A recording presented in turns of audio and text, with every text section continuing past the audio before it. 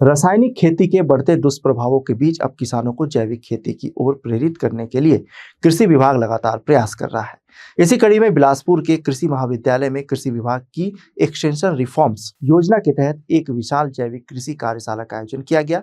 इस कार्यशाला में जिले भर से पहुंचे करीब 500 किसानों ने हिस्सा लिया, जहां उन्हें जैविक खेती की आधुनिक तकनीकों और प्राकृतिक किसानों को सिखाए गए प्राकृतिक खेती के आधुनिक तरीकों और संसाधनों के बेहतर उपयोग की जानकारी दी गई। मोदी जी के 12 वर्ष सफलतापूर्वक पूर्ण होने के उपलक्ष्य में पूरे प्रदेश में जैविक खेती पर कार्यशाला आयोजित किया जा रहा है, जो किसान मोर्चा के नेतृत्व में हो रहा है।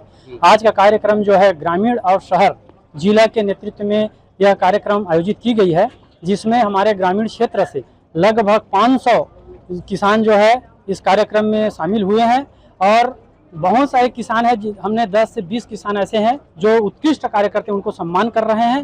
साथ ही साथ सभी प्रकार का प्रोडक्ट का यहाँ पर हम जो है स्टॉल लगवाए हुए हैं जैविक खेती का, और सभी किसान जो है उसका अवलोकन कर उसमें हम जैविक खेती के लिए लोगों को, हमारे किसान भाइयों को बोल रहे हैं कि उर्वरक जो है रासायनिक खाद है उसको आप ज़्यादा कम यूज़ करें, ताकि हमारे भूमि की उर्वरकता शक्ति जो है बढ़े, और गोबर खाद आदि का उपयोग करना आप सुनिश्चित करें। नहीं, ऐसा पूर्णतः गोबर पालना, गाय पालना बंद नहीं है।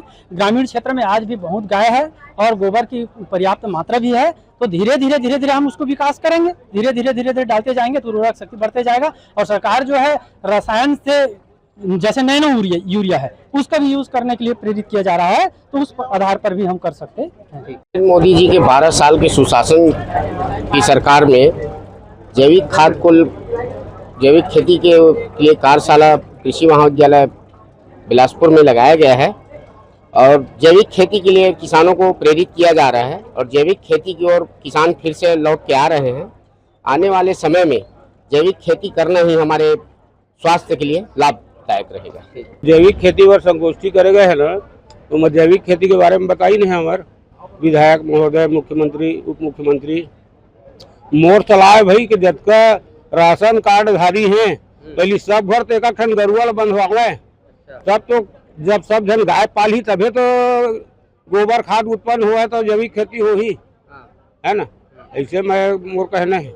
अब वही सब बताई नहीं गा कि खातू अब नहीं डालना है, गोबर खाद के उपयोग करना है ना।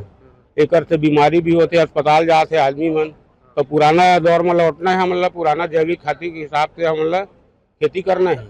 वहीं कार्यशाला में शामिल किसान विनोद दुबे ने अपनी चिंता भी जाहिर की। उनका कहना था कि प्रशिक्षण में जैविक खेती और गोबर आधारित खाद बनाने की जानकारी तो दी जाती है, लेकिन वर्तमान समय में पशुपालन की ओर लोगों का रुझान कम होता जा रहा है। ऐसे में पर्याप्त जैविक खाद की उपलब्धता एक बड़ी चुनौती बन सकती है।